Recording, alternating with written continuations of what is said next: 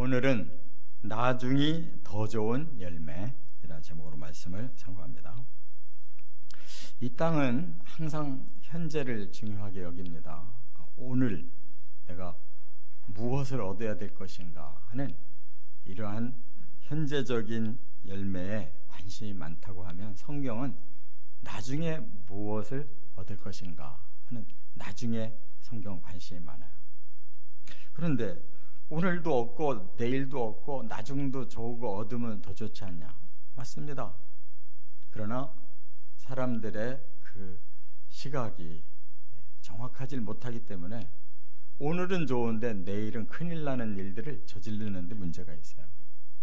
그래서 진정으로 지금 바른 길을 선택해서 지금 열매를 못 맺더라도 나중에 제대로 맺는 것, 이것이 성경적인 열매임을 꼭 깨달으시기 바랍니다.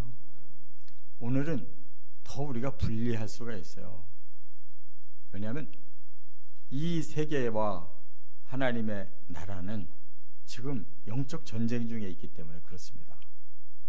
그래서 오늘도 좋고 미래도 좋으면 좋겠지만 지금은 오히려 힘들게 싸워야 나중에 진정한 승리를 거두고 그 열매를 얻을 수 있기 때문에, 때로는 지금 좋지 않은 것인데도 그 길을 갈 수밖에 없는 상황이 바로 이 세계의 현실이다, 그 말이에요. 제가 요 얼마 전에도 설교할 때 No pain, no gain, no cross, no crown이라는 단어를 한번 쓴 적이 있는데, 이 고통 없이 얻는 것이 없고 십자가 없이 영광이 없다, 그 말이 바로 no pain, no gain, no cross, no crown이라는 말이에요. 이게 성경적으로 그 모든 교훈을 뭉쳐놓은 것과 똑같은 단어입니다. 오늘의 고통이 나중에 정말 중요한 걸 얻을 수가 있고, 오늘의 십자가를 져야 다음에 진정한 하나님 주시는 면류관을 얻는다, 그 말이에요. 그런 정신이 과연 뭔가 오늘 세 가지로 말씀을 나눕니다. 첫째, 16절에 보면 금, 은보다 지혜와 명철을 택하라, 이걸 지금 말씀하고 있어요. 한번 16절을 다시 한번 읽어보겠습니다. 지혜를 얻는 것이 금을 얻는 것보다 얼마나 나은고, 명철을 얻는 것이 은을 얻는 것보다 더욱 나으니라. 우리는 지금 이 두 단어씩 지금 얻을 것이냐 아니면 나중 것을 얻을 것이냐를 여기에서 택하도록 말씀하고 있는데, 지혜를 얻는 것이 금을 얻는 것보다 얼마나 나은 거 그러세요. 그러면 지금 우리가 지혜가 있고 금이 있다, 과연 뭐를 먼저 우리가 선택할 것이냐, 이것이 현실이에요. 금을 선택하면 현재 우리는 뭔가를 대단한 열매를 거두는 것이라고 생각합니다. 물론 지혜도 좋지만 지혜는 당장 내게 뭔가를 얻게 하기에는 역부족이에요. 그렇기 때문에 사람들은 또 은을 지금 얻는 것이 좋지 명철을 얻기 위해 투자하기에는 역부족이라, 그 말이에요. 그러나 나중을 위한 열매를 위해서는 금이 아니라 지혜를, 은이 아니라 명철을 얻어야 된다, 이렇게 말씀하고 있어요. 자, 그러면 왜 현재는 금과 은이 우리들에게 그렇게 좋은 열매냐? 당연합니다. 물질을 중시하는 세계이기 때문에 물질이 있으면 당장 그 물질의 능력으로 우리가 많은 원하는 삶을 누릴 수가 있어요. 그래서 사람들의 지금 관심이 전부 그 물질적인 거예요. 뭐 주식에 그냥 아주 열정을 내는 사람들도 다 돈을 그냥 쉽게 빨리 벌어가지고 그 돈 가지고 내가 마음껏 살아야 되겠다. 뭐 옛날에는 그러면 굉장히 부자인 줄 알았는데 지금은 뭐 100억이나 1000억이나 뭐 이렇게 단위가 올라가 가지고 사람들의 그 수가 이게 지금 헤아릴 수가 없어요. 뭐 나라도 뭐 몇백 조 뭐 이렇게 나가니까 옛날과는 아주 숫자의 개념이 달라요. 그래서 오히려 절망감을 더 느껴요, 사람들이. 아니 이렇게 세상은 막 억도 막 100억, 1000억 뭐 조 단위로 나가는 나는 도대체 억소리를 한번 들어볼 수가 없게 살으니 이게 도대체 뭐냐, 좌절한다고. 특히 그리스도인들이 올바르게 살아보려고 하는 사람들이 좌절감이 생겨요. 그런데 조금 더 생각해 봐야 된다. 우리가 한꺼번에 뭔가 좋은 걸 얻겠다고 금과 은을 택했을 때 거기에는 엄청난 부작용이 따른다는 것을 깨달아야 돼요. 제가 요전에도 말씀드렸지만 디모데전서 6장 10절 이하에 보면 돈을 사랑함이, 돈의 마음을 완전히 사로잡힌 사람들은 일만하게 뿌리를 가지고 있는 것과 같다. 그래서 마음에 여러 가지 시험과 올무와 많은 고통이 닥쳐서 결국 그것 때문에 결국은 망해버리고 많은 인생이 얼마나 많아요. 근데 반대로 지혜는 하루아침에 얻는 게 아니기 때문에 나중까지 계속 우리가 거기에 모든 걸 쏟아야 얻는 거잖아요. 그러나 오늘 금보다는 나는 오히려 지혜를 선택하겠다 하고 계속 그 지혜와 명철을 위해서 날마다 우리가 투자를 해나갈 때 이 지혜와 명철은 그야말로 나중, 다시 말해서 영원까지 우리에게는 존귀한 열매가 된다, 그런 말씀이에요. 자, 그러면 우리가 이 땅에서 사람들이 참으로 오랫동안 아주 축복된 가운데 살고 싶은데 사실 이 땅의 생애와 영원을 비교해 보면 이건 점도 불과하지를 못해. 사람들은 그 영혼의 세계에 대해서 관심이 없어요. 점 찍는 것만도 못한 이 짧은 세상에 대해서 너무 관심이 많아요. 그러다 보니까 지혜고 명철이고 그게 지금 중요한 게 아니라는 거예요. 그러나 우리가 짧아도 한 번쯤 우리 생애를 좀 넓혀보세요. 넓게 생각해보세요. 지금까지 살아온 것도 쉬운 게 아니고 앞으로 살아갈 일도 쉬운 게 아닌데 만약 100년 동안 이렇게 계속 살아야 되는 과정이라면 정말 좀 더 멀리 생각해 봐야 되잖아요. 지금까지 살아온 것도 쉽게 살아온 게 아니잖아요. 나름대로 우리가 뭔가 어떤 것이 옳은 길인가를 생각하고 투쟁적으로 살아왔는데 앞으로도 또 얼마를 그렇게 또 살아가야 되잖아요. 과연 우리가 정말 돈을 위해서 살았을 때 지금까지 얼마나 거뒀습니까? 도대체 투자한다고 그것이 거둬졌느냐고. 인생을 속고 있어요. 그렇다면 우리는 지혜와 명철을 얻어서 영원한 세계라도 실패하면 안 된단 말이에요. 할렐루야.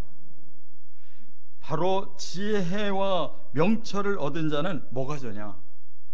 진정한 미래에 우리에게 구원과 영생과 영광이 주어진다. 이것이 사람의 가치잖아요. 다 사람들은 뭐 오래 살고 잘 살고 어쩌고 저쩌고 해도 죽은 후에 보면 정말 비참하고 무덤에 들어가는 걸 보면 참 허무하잖아요. 목회자라 그런지 너무 죽음을 많이 보고 이 장례를 너무 많이 치러서 이 끝이 너무 아주 훤해요. 우리가 이렇게 뭔가 얻어보려고 막 야단치고 뭔가를 해보려고 야단치고 살았는데 저 인생이 얼마나 갈까? 저 끝에는 병들어서 그냥 죽었으면 좋겠다고 막 소원을 하는데도 죽어지지는 않고 그러다가 죽어서 송장되면 그 모습이 어떤 것이며 며칠 안에 썩기 전에 빨리 묻고 끝장내려고 얼마나 사람들이 서두는데 그 마지막 인생 얼마나 무가치하냐고. 그게 바로 금과 은이 준 결과냐고. 사람은 그렇게 무가치하지 않다고 성경은 말씀했어요. 하나님의 형상으로 만들어 놓은 사람이 그렇게 무가치하게 끝장나는 것으로 진짜 끝나겠냐고. 절대 그럴 수 없다는 걸 믿으시기 바랍니다. 잠시 우리의 죄 까닭의 저주가 그렇게 무서운 거예요. 진정한 사람의 영광은 하나님의 형상이에요. 그렇다면 하나님의 나라에서 하나님과 함께 영원히 사는 것이 사람의 형상이 아니겠냐 그 말이에요. 베드로 전서 1장 7절부터 9절에 분명히 말씀했어요. 여호와를 경외하는 자의 지혜는 영원한 생명을 얻느니라. 우리가 여호와를 경외하는 그 지혜를 얻었으면 그것은 이 땅의 삶으로 끝나는 것과 같이 끝나는 게 아니다. 우리들의 그 하나님을 향한 지혜는 영원한 생명을 얻게 하는 지혜다. 믿으시기 바랍니다. 이거는 우리가 말로 해서 뭘 증명시키려고 해서 되는 게 아니에요. 마음에 믿어져야 되는 거예요. 반드시 내세가 있다는 거, 반드시 하나님의 언약대로 우리는 하나님의 형상이 회복되고 완성될 거라는 거 확실히 믿고 그 나중을 선택하시기를 바랍니다. 두 번째 17절에 보면 악보다 정직을 택하라 이렇게 말씀했어요. 17절에 악을 떠나는 것은 정직한 사람의 대로이니 자기의 길을 지키는 자는 자기의 영혼을 보전하느니라 그랬어요. 여기 두 가지 길이 있어요. 악으로 치닫는 길이 있고 정직하게 끝까지 가는 타협 없는 길이 있어요. 근데 왜 사람이 그렇게 악하게 살려고 할까? 그 목적은 바로 나를 중심으로 모든 걸 이루기 위해서 그래요. 악은 타인을 생각하지 않고 나만 생각할 때, 하나님을 생각하지 않고 나만 생각할 때 악이 나오는 거예요. 남도 좋고 나도 좋게 하는 길은 악한 게 아니에요. 그게 선한 길이에요. 하나님께도 영광을 돌리고 나도 유익이 되는 길은 결코 악한 게 아니에요. 그게 바로 의의 길인 거예요. 그런데 왜 사람이 악하게 사느냐? 나는 좋아야 되는데 그러기 위해 남을 좀 나쁘게 할 수밖에 없는데 그게 우선 나에게 너무 좋으니까 그걸 택하면 악이 되는 거예요. 하나님 믿고 경외하는 것도 좋은데 우선 내가 더 중요해. 내가 원하는 방법이 바로 저기에서 뭔가가 나올 수가 있는데 그럼 하나님 말씀 거역하는 거예요. 그게 악이에요. 이렇게 악을 향해서 가는 사람은 현재는 뭔가 풀리는 것 같아요. 자기를 위해서 일단 시작하니까 뭔가 빨리 얻을 수가 있어요. 그런데 바로 그 방법이 악했다면 그 다음 뭐가 따라오느냐? 바로 죄라는 것이 우리를 올가매기 시작하는 거예요. 죄에는 반드시 벌이 따라오게 돼 있어요. 잠깐 좋았는데, 잠깐 내가 내 꾀로 승리한 것 같았는데 그 다음에 죄와 벌이 뒤에 따라오는데 그게 뭐가 좋은 거냐고. 지금 좋았어도 그것이 나중에는 패망이라면 그건 좋은 게 결코 아니다 그런 거예요. 그러나 반대로 정직하게 사는 사람, 지금 굉장히 깝깝한 거예요. 빨리 얻었으면 좋겠는데 정로를 가야 되니까 나도 좋고 다른 사람도 좋게 하려니까 그게 쉽게 얻을 수가 없어요. 나도 좋고 하나님의 뜻도 맞으면 그게 좋겠는데 그렇게 가려니까 더 멀리 가야 되는 거예요. 더 오래 걸려야 되는 거예요. 그게 정직의 길이라는 거예요. 야샤르, 진실하게 사는 거예요. 거짓 없이 사는 거예요. 그게 쉬우냐고요. 이 악한 세상에, 이 사탄이 역사하는 세상에, 종말을 치닫고 있는 세상에 그 정직의 길, 진실의 길이 그게 쉬우냐고요. 오늘은 너무 힘들어요. 그러나 죄를 짓지 않아야, 벌이 따르지 않아야 나중에 진정한 승리가 있고 진정한 열매가 우리에게 기쁨과 그리고 보람이 생길 수 있지 않냐 그 말이에요. 그걸 위해서 우리는 힘들어도 정직의 길을 가야 된다는 걸 깨달으시기 바랍니다. 성경에 좋은 샘플이 바로 요셉이잖아요. 요셉은 사람이 어려서부터 정직했어요. 그러다 보니까 자기 눈에 형들이 뭔가를 잘못하고 있다는 걸 알고 아버지한테 말한 것이 고자질이 돼버려가지고 형들의 미움받잖아요. 그 어린 요셉을 그 야곱이 그냥 형들한테 갔다 오라고 멀리 여행을 보내는 바람에 형들이 그 틈을 타서 저놈 죽이자.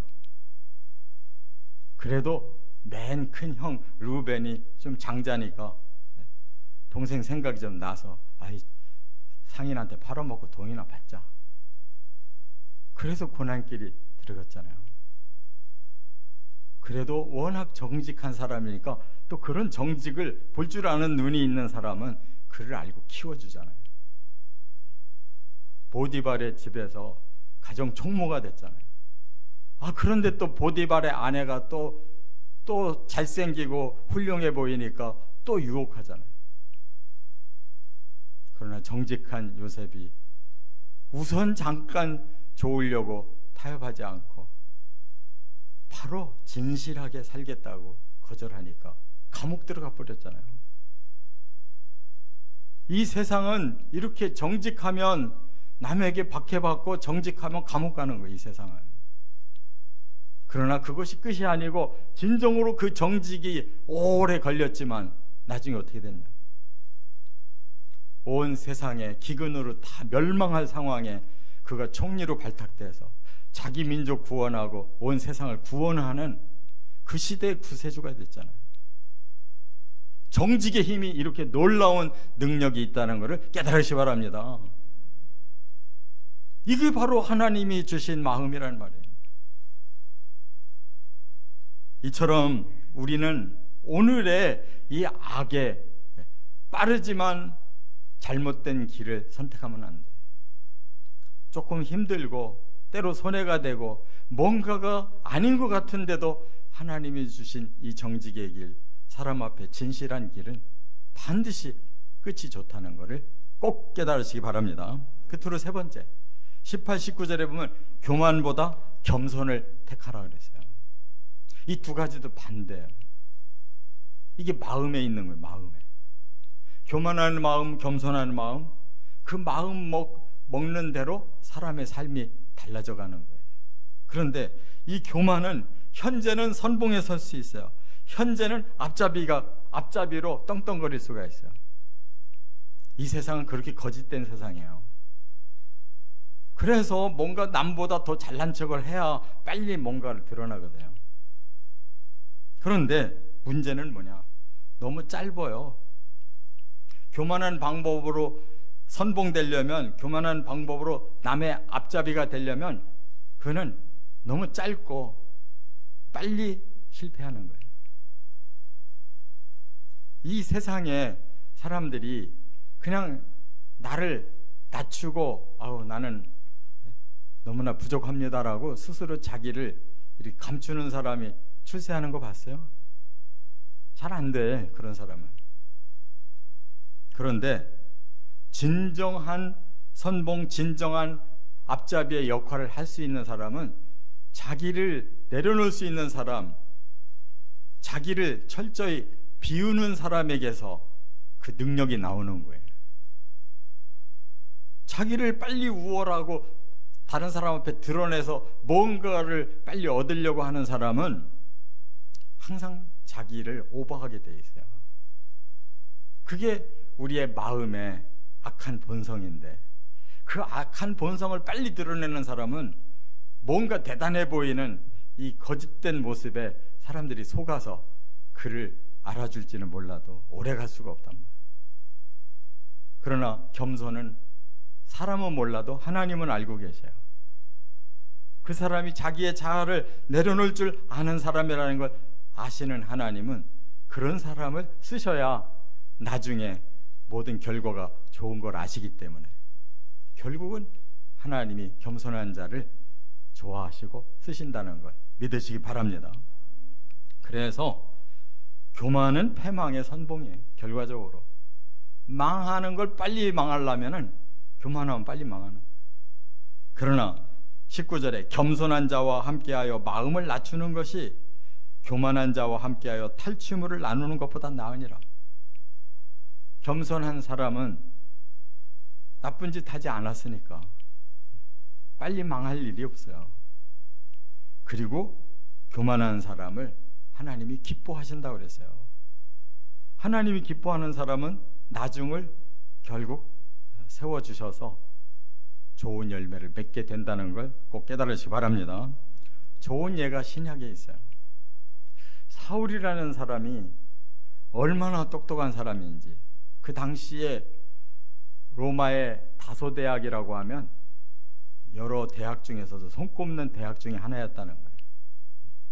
알렉산드리아, 저 북아프리카에 있는, 그리고 소아시아에 있는 다소, 이러한 대학들이 아주 그 당시에 명문 대학이라는 거예요. 거기 출신이고, 아버지가 유대인인데 일찍이 돈을 벌고 출세해서 로마 시민권을 가져서, 사울은 태어날 때부터 로마 시민이고, 거기다가 유대인 바리새파 출신이어서 일찍이 예루살렘 가서 유학해가지고 가말리엘이라고 하는 위대한 그 율법 학자의 제자로 컸단 말이에요. 세상 거 다 가진 사람이잖아요. 세상의 학문도 율법도 신분도 뭐 최고로 가졌으니까 이 사람이 교만이 그냥 꼭대기까지 올라찬 사람이에요. 그래서 교회가 생기고 또 예루살렘, 유대, 사마리아 땅끝까지 예수님께서 이 선교를 명령하셨을 때 제일 앞장서서 방해자가 나타났는데 그 사람이 사울이에요. 그 사도행전 6장에 보세요. 당장에 스데반을 죽이는데 앞장섰잖아요. 그리고 예루살렘뿐만 아니라 유대까지 다 그렇게 기독교를 말살하고, 그 다음에 다메섹, 저 아람 나라까지 그 다음에 출장 간 거예요. 거기서 예수님 앞에 꼬꾸라졌어요. 그래가지고 완전히 낮아진 사람이 돼서 새 출발을 하고 나니까 자기가 자기를 뭐라 그래? 나는 찌꺼기 같은 자가 됐다. 그렇게 똑똑하고 세상에서 얼마든지 날릴 수 있었던 사람인데 자아를 깨닫고 자기를 겸손하게 낮추니까 나는 만물의 찌꺼기 같은 존재라가 돼 있다라고 고백하잖아요. 근데 그가 만물의 찌꺼기가 됐어요. 예수 선교의 1등 공신이 됐잖아요. 성경을 보라고, 신약 성경을 봐요. 사도행전 이후를 보라고, 누가 주인공 역할을 했는지. 가장 겸손하게 낮아진 자가 가장 위대한 예수의 사도가 되어가지고 오늘 우리들에게까지 가장 큰 영향력을 끼치고 있잖아요. 겸손은 바보가 아닙니다. 진짜 똑똑해지는 방법이에요. 나중에 하나님이 그만큼 쓰실 수 있는 능력이 저장되는 기간임을 깨달으시기 바랍니다. 우리 그리스도인들이 너무 조급해. 너무 좀 자기를 비우는 기간이 필요한 거예요. 낮아진다고 낮아지는 게 아니에요. 진정으로 하나님이 정말로 귀하게 쓰실 그런 공간이 지금 채워지는 기간. 이렇게 오늘 본문의 말씀대로 지금보다 나중이 더 좋은 열매, 금은보다는 지혜와 명철을, 악보다는 정직을, 교만보다는 겸손을 택하고 정말 최종적으로 주의 날이 올 때 진정한 열매를 거두어 영광 돌리시기를 주의 이름으로 축원합니다.